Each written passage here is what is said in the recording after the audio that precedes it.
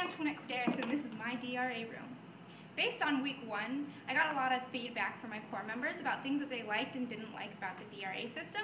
So using some of that feedback, I decided to make a few changes. One of the first points of feedback that I received was that it was really difficult for the core members to actually pick up materials. So one of the things that I did was I provided all of my core members with the packets that they would need. I wrote their name and their student's name on the packets, and each of them just received a set of them that they would be using for week 5 DRA.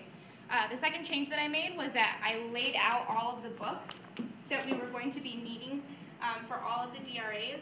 Our most popular levels were levels 34 through 80, so I decided to lay all of those out, divided by level and then divided by book. On this tape, I just wrote down all of the book numbers. That way, if any of the books were all the way out, people would still know which book actually belonged there. This seemed to be really helpful. All of the core members were able to find the books really easily, and it also helped a whole lot with actual putback of the supplies as well. In week 1, there was a lot of backup, and there were a whole lot of books that were stacked, and it was really difficult to get them back into the bins. But this way, the core members were able to come right back and stick their book exactly where it needed to go.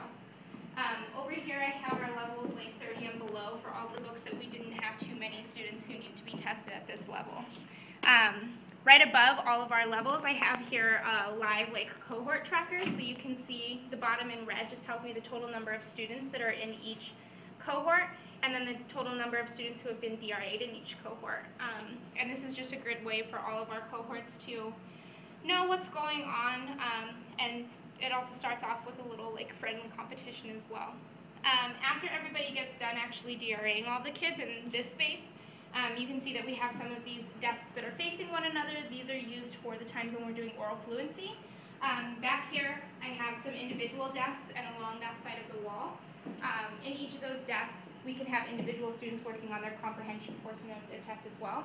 Aside from the DRA room, we also use our Teach for America office and 2 other classrooms, as well as our core member lounge for other DRA space, just in case it gets overflowed in here. You can see that I have a few different envelopes and things on the wall. Right here with each cohort number, you can see our trackers. So each one of these trackers has all the core members' names, all the students that they'll be DRAing, along with book titles.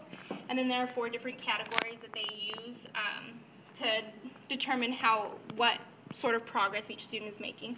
So we have whether or not they're done with the fluency section, the comprehension section, and whether or not the packet is actually graded and entered into the OSAT. If at any time a student has to stop testing before they're actually complete, we can go ahead and stick a packet in these in-progress folders that are down here arranged by cohort. And then as soon as everybody's completely done, we just drop them off in these envelopes over here, which are labeled completed DRA teacher packets. Having this sort of separation makes it a lot easier. That way we know we're not getting completed packets mixed in with in-progress packets. And the core members always know where to go when they're when they need to pick up from somewhere that they left off. Overall, week 5 DRA went a lot more smoothly. We're in the process of it now, but compared to week 1, day 1 DRA, we are well over 40 more students, having 40 more students actually DRA'd and completed, just awaiting entry into the OSAT. So I'm really glad that I got the feedback, and I'm really glad that we were able to make some adjustments and have things run a little bit more efficiently.